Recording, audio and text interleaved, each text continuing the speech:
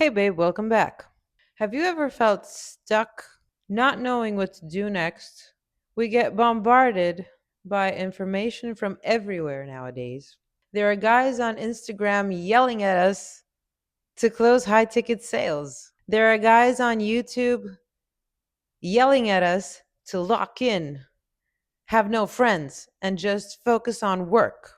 We have guys on X or Threads listing the only 5 things you ever need to do every day to achieve longevity. Then comes the time when you want to do something, and there's so many pieces of information that you have in your head, and it's just so overwhelming. You choke. You do nothing today. You decide to do it tomorrow. That anxiety is still with you, though. I have bad news and I have good news. Well, neither of them is really news. You'll see.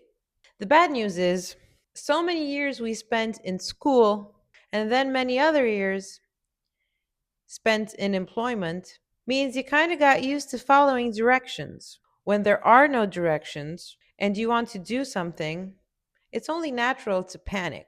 You have to do something, but you just don't know where to start. The good news is, in the 20th century, we've gotten so good at making instructions that there are some evergreen tools that work for almost any system. They work for your business, but they also work for you personally, for your own personal life. The systems I'm referring to are based on math, specifically on statistics. Statistics are actually a really cool part of math. The chances of you dropping your phone face down are higher if you don't use a phone case. It's 50% plus the weight of your screen. The chances of that girl saying yes to a date you would think are 50% or even less. If she posts memes more than usual, it means she isn't really leaving the house. Chances she would say yes to a date are higher than 50%. The odds are in your favor. The chances of you spending money on paid ads and having a successful ad that brings you more clients for your business, you would think are 50%. But because people are bombarded every day with ads and all sorts of stuff on their feed, yours just pop up occasionally among many others, which brings your chances lower than 50%. But that's okay. We can factor all that in.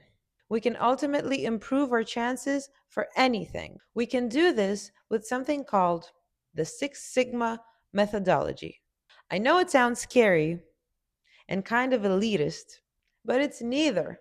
It's very humble, and anyone can do it. You can use it whether you have a business or not. You can use it to bring more structure in your personal decision making, in your own life. Now, I'm not going to go into where Six Sigma comes from. Sometimes I read it comes from Motorola. Sometimes I read it comes from Toyota. Sometimes it's a consequence of Reaganomics. It's completely irrelevant where it comes from. Also, I'm sorry, I'm not such a good storyteller.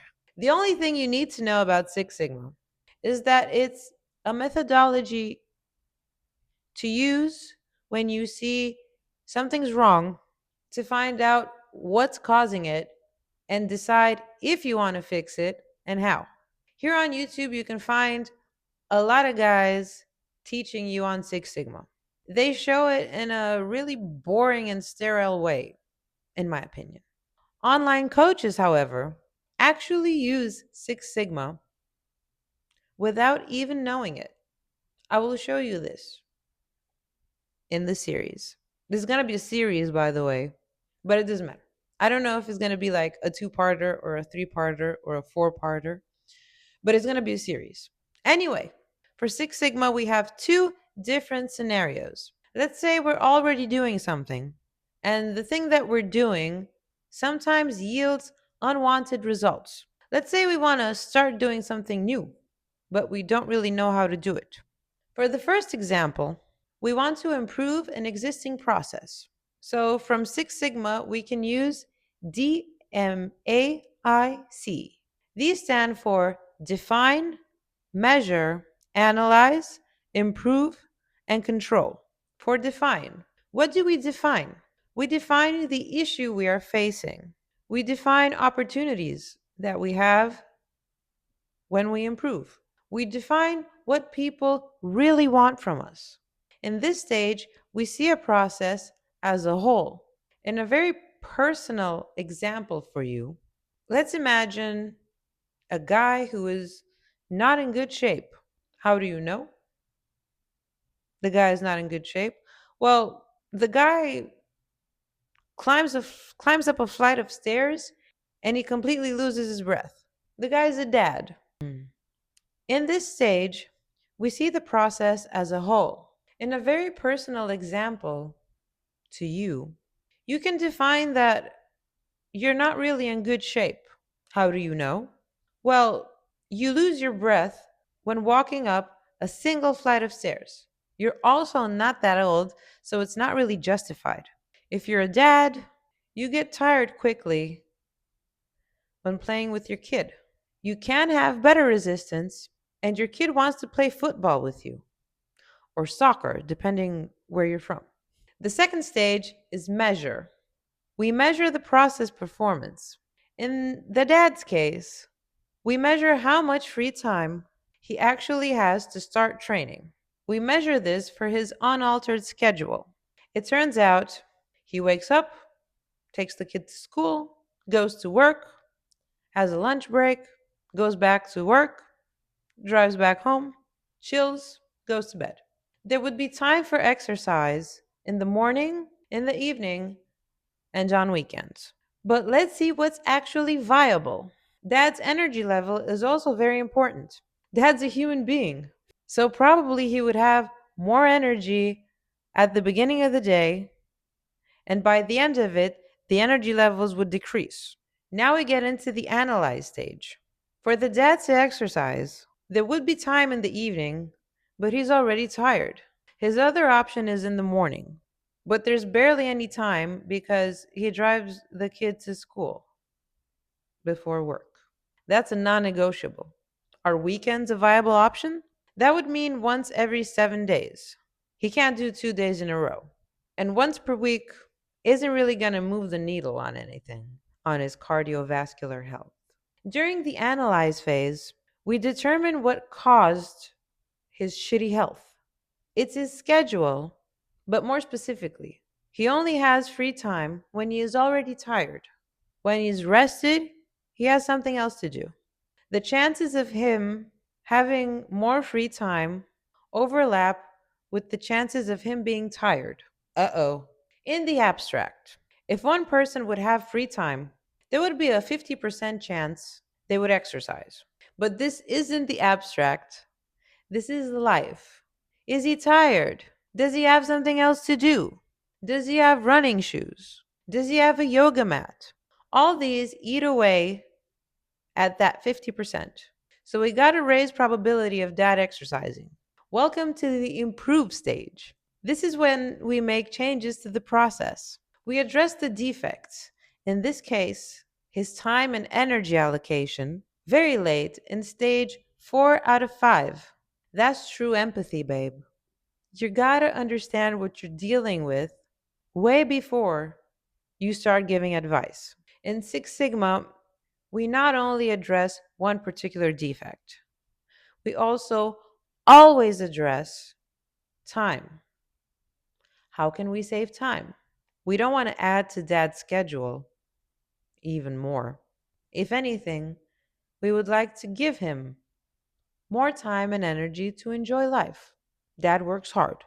So, what can we improve in dad's schedule? We're not going to put him through late night exercise unless he's okay with it. We're not going to make the kids walk 6 miles to school because what the fuck? We're not going to make dad exercise only on the weekends. Well, we could start, but what if something occurs? What if he can't do it? That's 14 days no exercise. That's really no improvement. The only thing we can improve is his lunch breaks. In most Western countries, lunch breaks are mandatory. So we know that there are high chances he won't be caught up in work. The best, easiest, time saving thing we can do for dad is pack his running shit with him when he goes to work. The next stage is control. So, dad, you've had your vapor flies with you the entire week at work. How'd it go? Well, kids, it turns out I need to shower. So I change outfits once in the morning, twice at lunch, then once again when I get home. Shit, Dad, sorry. How much time does that mean? Well, 40 minutes from my lunch break goes to changing. It takes me another 10 minutes to exit and enter the building again. That leaves me with like 15 minutes to actually exercise. I'm sorry, Dad. I'll tell you what, I'll pack some pre workout for you. You can take it after work, right before leaving the office. Then you can go to a gym on your way back home. You're going to be surrounded by other dads exercising. It's going to boost your willpower. How's that sound? When we ask dad, how'd it go? That is the control. When dad says, not great, that is the new define stage. When dad tells us he only has 10 minutes to exercise during his lunch break, is the new analyze. When we give him pre workout, is the new improve. DMAIC goes on forever until dad can easily play football or soccer with the kid. He might end up buying a PlayStation, and that's okay. Any problem can be solved as long as it's treated incrementally. That's why Six Sigma is so cool. All you got to do is remember for improving existing processes, define, measure, analyze, improve, control, and watch the next video in the series.